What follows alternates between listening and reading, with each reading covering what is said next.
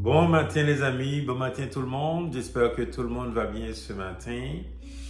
Alors ce matin, je vous parle de la révélation de Jésus-Christ. C'est tellement puissant les amis d'avoir cette révélation et ma prière pour vous les amis, c'est de recevoir cette révélation. Dieu se révèle de deux façons. La première façon qu'il se révèle, c'est de façon très directe. Souvent, c'est pour une mission. Dans la Bible, on l'a vu que Dieu s'est révélé directement à Moïse, à Abraham. Il s'est révélé également à l'apôtre Paul. Et donc, ce sont des révélations pour des missions très spécifiques. Parce que souvent, Dieu se révèle de différentes façons. En fait, comme j'avais dit, il y a deux façons que Dieu se révèle. La première façon, c'est directement. Et la deuxième façon, c'est que l'être humain cherche Dieu. Il est dit dans Jérémie 29, verset 12, que Dieu se laisse trouver par ceux qui le cherchent avec un cœur sincère. Et donc, c'est le cœur sincère aujourd'hui, c'est le cœur repentant aujourd'hui qui va avoir la révélation de Jésus-Christ. Le cœur sincère, le cœur repentant aujourd'hui va avoir cette révélation. Aujourd'hui, je vous parle de la révélation de Jésus-Christ. J'en ai 4 à vous partager. Aujourd'hui, je vous parle que Jésus-Christ est Dieu. La révélation que Jésus-Christ est Dieu. Il y a beaucoup de personnes, et même des chrétiens, qui ne savent pas que Jésus-Christ est Dieu. Il y en a qui pensent que Jésus-Christ est juste un chef religieux, juste un philosophe. Jésus-Christ est Dieu.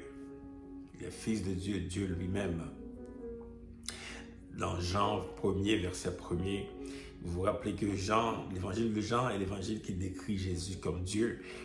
Jean a commencé son texte en déclarant que au commencement était la parole était avec Dieu, la parole était Dieu. Et Jean a identifié Jésus-Christ à la parole. Et plus tard, au verset 3 et 5, il parle de l'incarnation de Jésus-Christ. Donc, tout a été fait pour la parole et par la parole. Vraiment, Jean est celui qui décrit Jésus comme Dieu. Et dans Jean 8, il y a eu un échange entre Jésus-Christ, une vive discussion entre Jésus-Christ et des Juifs. Et Jésus-Christ parlait d'Abraham. Eux qui se réclamaient d'Abraham, mais ils voulaient tuer Jésus. Mais Jésus dit, mais si Abraham était votre père, eh bien vous allez m'aimer. Et donc, plus tard, dans le même texte, dans Jean 8, Jésus dit, avant qu'Abraham fût, je suis. Le mot je suis se rappelle à Dieu lui-même. Si vous lisez dans la Bible, quand Dieu s'est présenté à Moïse, et donc Moïse demandait, mais à qui je dois dire qui m'envoie vers le peuple? Dieu a dit, celui qui s'appelle je suis. Et donc, c'est le même je suis. Jésus parle de je suis dans Jean 8.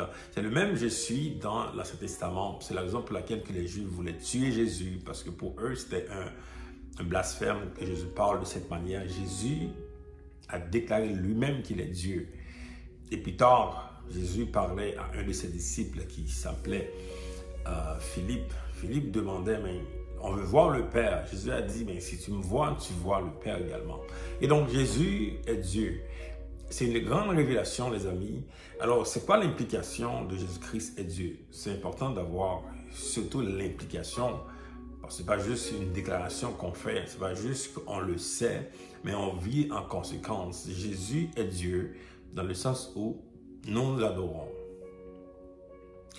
Nous vivons pour adorer, nous l'adorons. Nous vivons en fonction de ses paroles.